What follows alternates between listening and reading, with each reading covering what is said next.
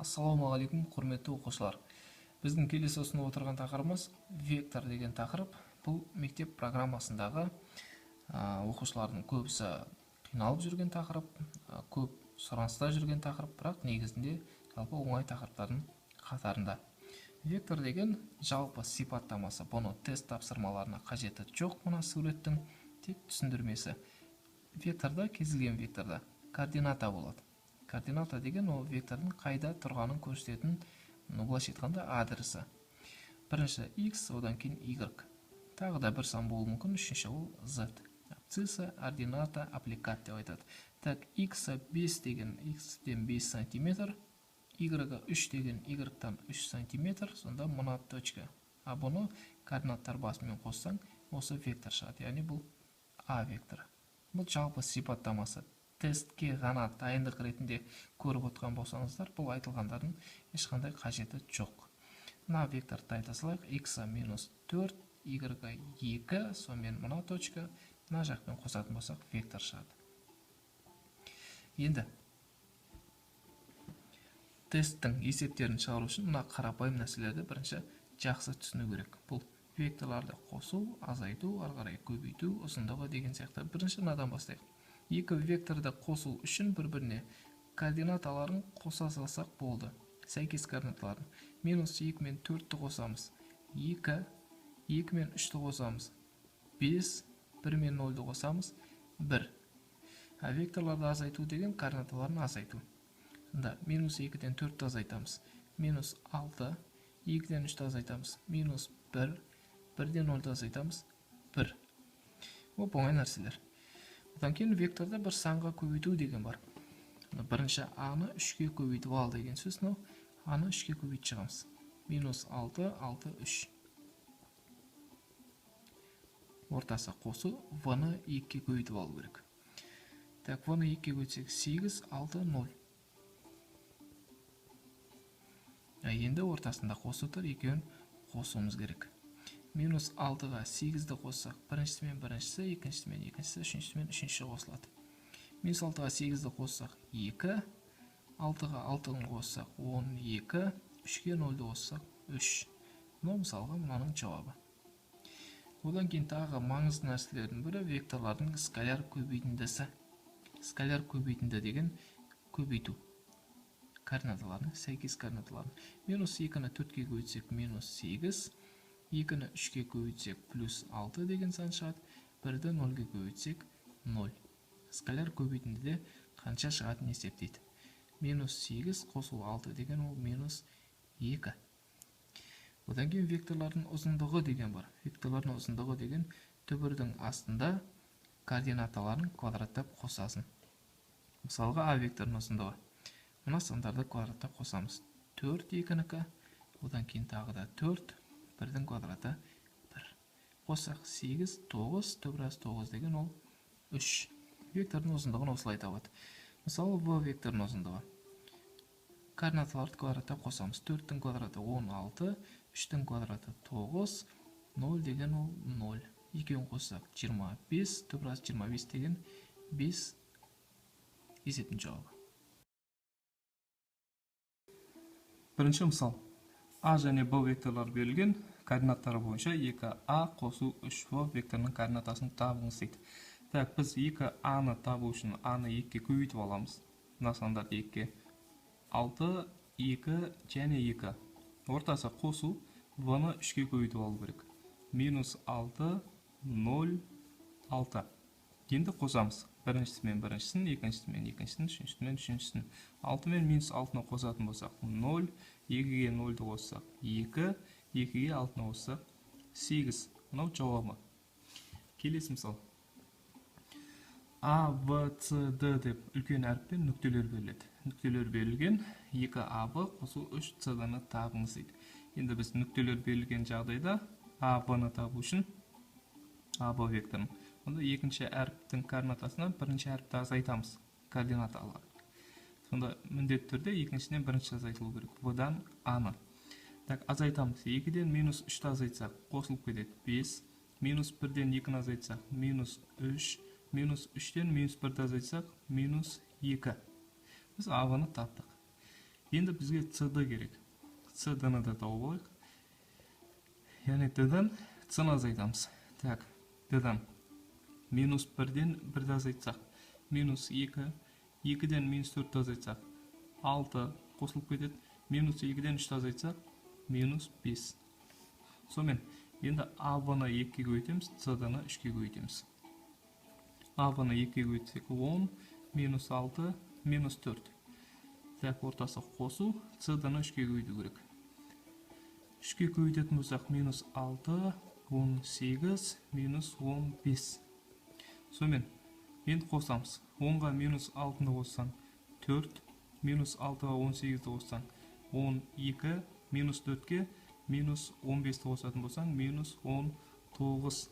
Сонымен, бізге модульде беріп болған модулін тап деген сөз, ол ұзындығын тап деген сөз. Ұзындығын табу үшін біз түбірдің астында квадраттап қосамыз. Так, 4-дің квадраты 16, 12-ның квадраты 144, 19-ның квадраты 361.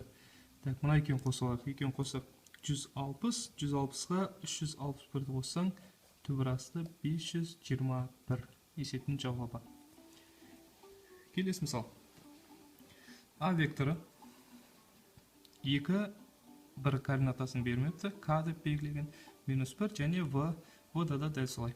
Векторларының скаляр көбейтіндісі минус 5-ке тең болатын К мәнін есептеңіз дейді. Скаляр көбейтіндісі қаншаға тең екен беріп қойыпты. Скаляр көбейтінді деген көбейтіп шығу, сәйкес координаталарын. Сонымен көбейт шығамыз.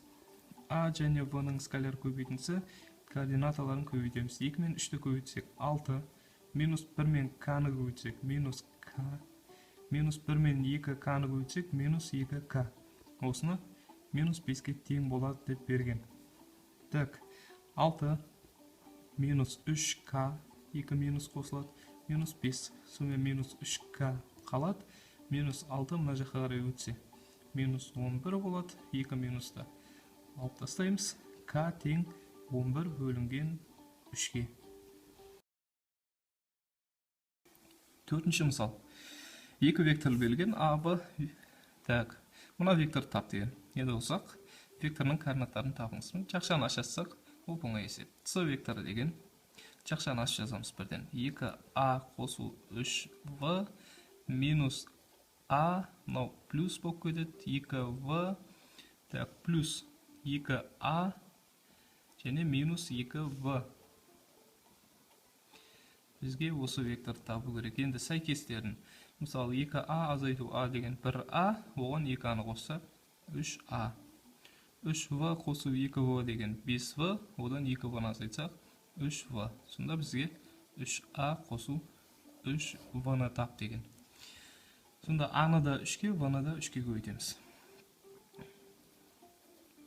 Так, 3А қосу 3В деген ол. А-ны 3-ке көбейтетін болсақ. Минус 3, 3 және 3. Ортасы қосу, В-ны да 3-ке көбейтеміз. 0, 6, минус 6. Енді қосып шыға саламыз. Минус 3-ке 0-ді қоссаң, минус 3. 3-ке 6-ны қоссаң, 9. 3-ке минус 6-ны қоссаң, минус 3. Осымен есеп бітті. Бесінші мысал. М және N векторлары берілген. M плюс N және M минус N векторының скаляр көбейтіндісін табыңыз дейді. Так, бізге M плюс N мен көбейту керек. M минус N-ді. Жеке-жеке тауылған ыңғайлы. Бірінші M плюс N-ді. Векторларды қосу деген ол оңай нәрсе. Координаттарын қосып шығамыз. Минус 2-ке 1-ді қоссаң, минус 1, минус 3-ке 2-ні қоссаң, минус 1, минус 4-ке 3-ті қоссаң, тағы да минус 1. Енді M минус N-ді табайық. Енді азайтамыз. Минус 2-ден азайтсақ 1-ді, минус 3.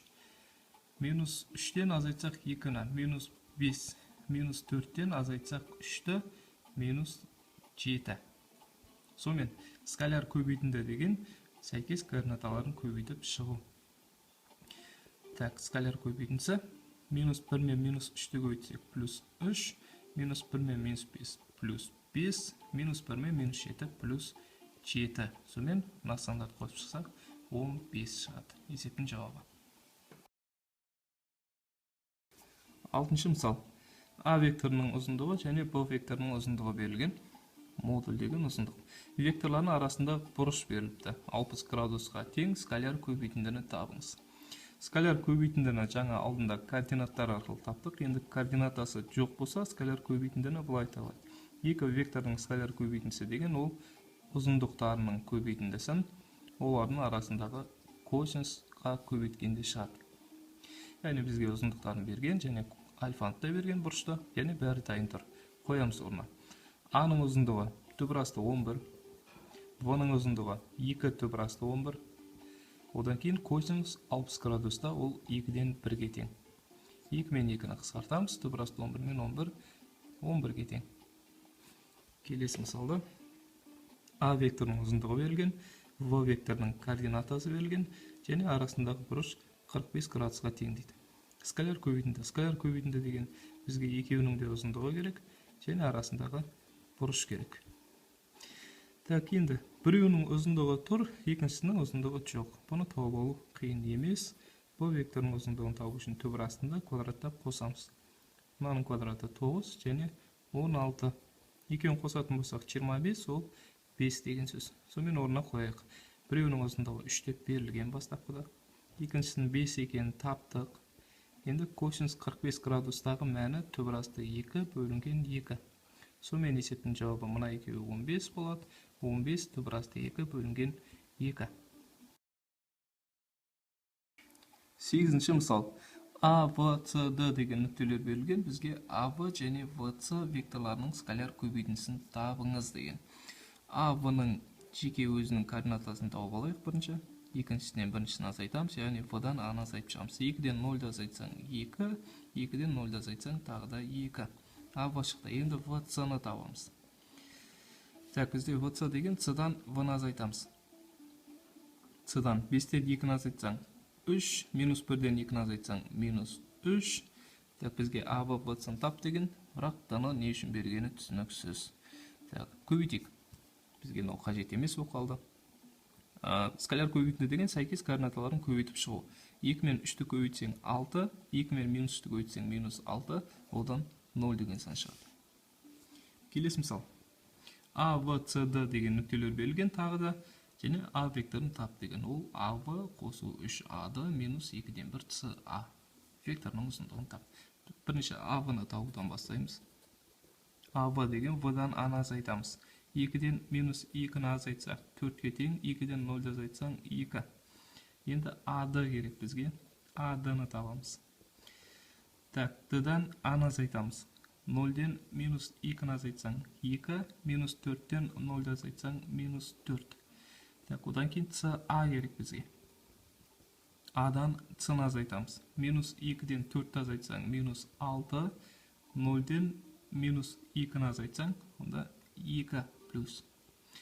Енді мұнаны ретімен жазып аламыз. Бірінші А, В, яғни 4-те 2 қосу А-ды-ны 3-ке көбейтеміз. Мұна сандарды 3-ке көбейтетін болсақ, 6 және минус 12. Минус С-А-ны 2-ке бөлеміз координатасын. Минус 3 2-ке бөлсең және 1. Енді бізге мұна екеуін қосу керек, 4 пен 6-ны 10, ал мынаны азайту керек. Бірақ мынау минус болғандықтан ол да қосылып кетеді, сонымен 13 деген сан шығады. Енді y-тарын есептейміз. 2-ге минус 12-ні қосамыз. Минус 10, ары қарай минус 1 деп тұр, яғни минус 11. Бізге ұзындық тап деген, ұзындық деген түбірдің астында квадраттап қосамыз. 13-тің квадраты 169, 11-дің квадраты 121, екеуін қосатын болсақ, түбір асты 290. 10-ші мысалда А және Б векторлар берілген, арасындағы бұрышты тап деген. Арасындағы бұрыш мына форма бойынша шығады. Косинус альфа төбесінде скаляр көбейтінді, алымында бөлімінде ұзындықтарының көбейтіндісі. Скаляр көбейтінді деген оп-оңай нәрсе, просто көбейте саламыз. 4-ке 1-ді көбейтетін болсақ 4, 3-ке 7-ні көбейтсек 21. Енді ұзындықтары деген біз түбірдің астында квадраттап қосамыз. Мынанікі 16 мен 9-ды қосамыз, сонда 25, ұзындығы 5 деген сөз біреуінің ұзындығын таптық. Енді екіншісінің ұзындығы. Так, түбірдің астында 1-дің квадраты 1, 7-ның квадраты 49, сонымен түбір асты 50. Түбір асты 50 дегенде 25 көбейту 2 деп алсақ, бұл 5 түбір асты 2-ге тең. Сонымен жазайық, екіншісінің де ұзындығын таптық, 5 түбір асты 2. Енді мына бөлшекті қысқартсақ болды. Мына екеуін қосатын болсақ, жоғарыдан 25, астында 25 түбір асты 2, 25-тер қысқарады, 1 бөлінген түбір асты 2. 1 бөлінген түбір асты 2 немесе түбір асты 2 бөлінген 2 деген сан, ол косинуста 45 градустағы мәні. Бізге бұрыш тап деген. Келесі мысал. М және N векторларының арасындағы бұрыштың косинусын табыңыз деген. Тағы да сол косинустың формуласы. Так, төбеде векторларының көбейтіндісі скаляр, астында ұзындықтарының көбейтіндісі М, N, A, V, ешқандай разница жоқ. Так, бірінші скаляр көбейтіндіні тауып дайындап қойық. Біріншісімен біріншісін көбейтеміз 6, екіншісімен екіншісін көбейтеміз 2, және үшіншісімен үшіншісін көбейтсек 0. Ары қарай бізге ұзындықтары керек болады. Ұзындықтарын табу да оңай нәрсе. Квадраттап қосамыз. 4, 1, 0. Сонымен М векторының ұзындығы түбір асты 5. Жазып қояйық, түбір асты 5.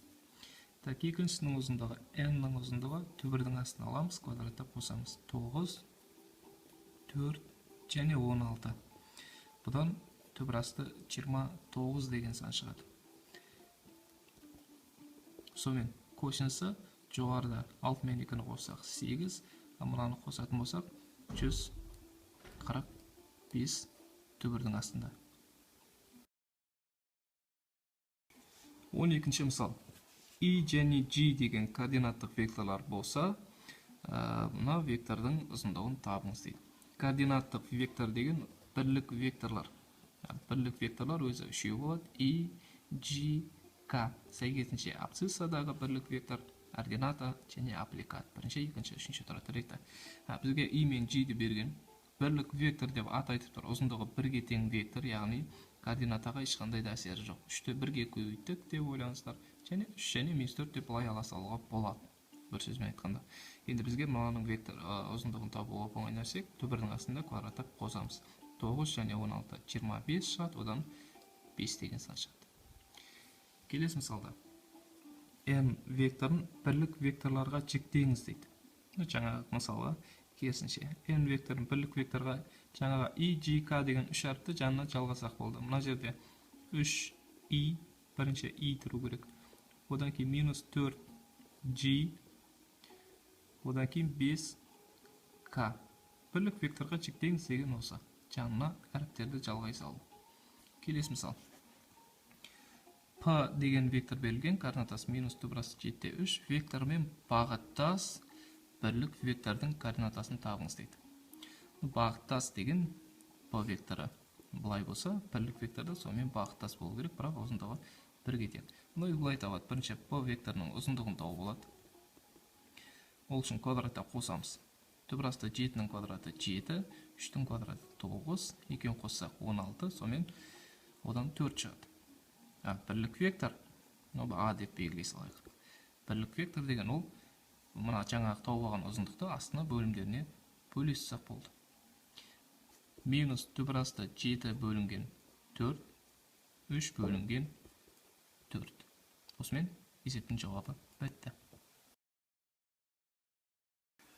15-ші мысал. A векторына қарама-қарсы векторды табыңыз. Қарама-қарсы векторды тап деген өте оңай сұрақ. Мынаның таңбаларын қарама-қарсы таңба қойсақ болды. -3 деген +3, +4-ті -4, +5-ті -5. Бұл қарама-қарсы вектор. Келесі сұрақ. A векторын және B векторының ұзындықтары берілген екендігі белгілі. A және B векторларының арасындағы бұрыш 60 градус. Яғни ұзындықты берген және арасындағы бұрышты берген. Бізге A плюс V векторының ұзындығын табыңыз. Алдыңғы мысалдарда айтылған ұзындық деген ол түбірдің астында квадраттаймыз деген. Сонда түбірдің астында A плюс оны квадраттаймыз. Ашамыз. A квадрат қосу 2AB қосу V квадрат. A квадрат деген 5-тің квадраты 25. 2 A деген 5, v деген 3 берілген. Екі түрлі әріп тұрған кезде а б-ны арасындағы бұрыштың косинусына көбейтуді ұмытпаймыз. Ол бұрыш берілген айтылды, косинус 60, сонда косинус 60-та 2-ден 1-ге тең. Қосу v квадрат деген 3-тің квадраты 9. Нарада 2-ден 1 мен 2-ні қысқартып жіберуге болады. Сонда 25 қосу 15, ол 40, 40-қа 9 қоссақ 49. Түбірасты 49 деген ол 7. 17-ші мысал. Егер ABC деген АБ мынандай болса, онда ABC үшбұрышының А бұрышын табыңыз дейді. Яғни үшбұрыштың төбелері мыналар қазір үшбұрыш сызайық. ABC координаталарды жазып қояйық. А-ны 0-де 1 деген, В-ны түбірасты 3-де 0 деп берген, сана 0-де 3 деген. Бізге А бұрышын табу керек, яғни мына бұрышты. А бұрышын табу үшін сонда бізге АВ векторы мен АС векторының арасында бұрышты тап деген сөз. Мына стрелканың именно былай қарап тұру ол өте маңызды. Егер стрелка былай қараса, ВА деп алсақ, онда басқа жауап алуымыз мүмкін. Сондықтан Адан АВ және АС деп аламыз. Екеуін жеке-жеке тауып алайық. Бізге осы екі вектордың арасындағы бұрыш керек. АВ-ны табу үшін В-дан аны азайтамыз. Түбірасты 3-ден 0-ді азайтсаң, түбірасты 3, 0-ден 1-ді азайтсаң, минус 1. Енді АС. Так, біз С-дан аны азайтамыз. 0-ден 0-ді азайтсаң, 0, 3-ден 1-ді азайтсаң, 2. Сонымен, арасындағы бұрышты мына формуламен табамыз. Скаляр көбейтінді, астында ұзындықтарының көбейтіндісі. Так, скаляр көбейтінді деген сәйкес координаталарын көбейтеміз. Түбірасты 3-ті 0-ге көбейтсек 0, минус 1-ді 2-ге көбейтсек минус 2. Арғадай ұзындықтар керек. Ұзындықтар деген түбірдің астында квадраттап қосамыз. Яғни 3 пен 1-ді қосамыз. 4, түбірасты 4 деген ол 2. Нарыза 0 мен 4-ті қосамыз. 4, түбірасты 4 деген ол 2. Сонымен, жоғарда минус 2, бөлімінде 4, қысқартатын болсақ минус 2-ден 1. Сонда косинус альфа тең минус 2-ден 1 болды. Егер плюс 2-ден 1 болса 60 градус болады, ал минус 2-ден 1 болса 180-нен азайтамыз, сонда 120 градус есептің жауабы. Келесі есеп. Егер А векторының ұзындығы 5, В векторының ұзындығы 8 болса, онда екеуінің арасындағы бұрыш берілген 60 градус деп. А минус В-ны тап дейді. Модуль деген ұзындығын тап деген сөз. Біз ұзындықты түбірдің астында квадраттаймыз. Яғни түбірдің астында А минус В-ның квадраты. Қысқаша көбейту формуласы А квадрат минус 2АВ плюс В квадрат. Орнына қоямыз. А-ның мәні 5-ке тең. Сонда 25 А квадрат деген минус 2 А деген 5, В деген 8. Осы жерде арасындағы косинустың бұрышын ұмытпаймыз. Косинус 60 градуста 2-ден 1-ге тең. Қосу В квадрат деген 8-дің квадраты 64. Сонымен 25. Мына жерде 2 мен 2 қысқарады. 40. Қосу 64. Так. Мынаны есептейтін болсақ 25-тен 40-ті аламыз. Минус 15, оған 64-ті қоссақ, 49 деген сан шығады. Түбірас 49 деген 7. 19-ші мысал. А және С векторларының арасындағы бұрыш В және С векторларының арасындағы бұрышқа тең, ол 60 градус дейді. А векторының ұзындығы берілген 1, және В мен С 2-ге тең. Екендігі белгілі, мынаны тап дейді. Скаляр көбейтінді. Так, жақшаны ашамыз. Жақшаны ашсақ А көбейту С және В көбейту С. Скаляр көбейтінді деген екеуінің ұзындықтары және арасындағы бұрыш керек. А, С деген ұзындықтары А 1-ге тең дейді. С деген 2-ге тең бізде. Арасындағы бұрышты көрек. А мен С 60 градус. Яғни косинус 60 градуста ол 2-ден 1-ге тең. Қосу В мен С ұзындықтар керек. В, С екеуі де 2-ге тең. Сондықтан 2, 2 арасындағы бұрыш 60, косинус 60-та 2-ден 1. 2 мен 2-ден 1-ді қысқартамыз. 1, 2 мен 2-ден 1-ді қысқартамыз. 2, 1-ге 2-ні қоссаң 3. Сонда мұнау 3-ге тең. Келесі есеп. А векторының ұзындығы берілген 2 түп асты 2 v векторының ұзындығы 4-ке тең, арасындағы бұрыш 135 градус. Мынаны таптық. Так, модуль деген бұл ұзындық, ал біз ұзындықты төрдің астында квадраттаймыз. А плюс 2v-ның квадраты. Кәдімгі қысқаша көйді формуласы а квадрат қосу 4av қосу мынаның квадраты 4v квадрат. Енді мәндерін қоямыз. А квадрат деген 2 түп асты 2-ның квадраты 8-ге тең, қосу 4. А деген 2 түп асты 2, v деген 4. Арасындағы бұрыштың косинусы керек. 135 градус. 135 деген 45 градус, түп асты 2 бөлінген 2, бірақ екінші ширек болғандықтан таңба минус. Сондықтан мына жерді таңбасын өзгертеді минус қылып. Так, одан кейін қосу 4v квадрат деген 4-тің квадраты 16 тең. 8 азайту. Так, мына түп асты 2 мен түп асты 2-ні 2 деп есептеп, мына 2 мен қысқартайық. Сонда азайту. Так, мына екеуі 8, 4-ке көйтетін болсақ 32. Қосу. Так, мына екеуін көйтсең 64. 64-тен 32-ні алсаң 32, оған 8-ді қоссаң түп асты 40. Түп асты 40 деген сан жоқ, бірақ 4 көбейту 10 деп алсақ, жауабы 2 түп асты 10 шығады.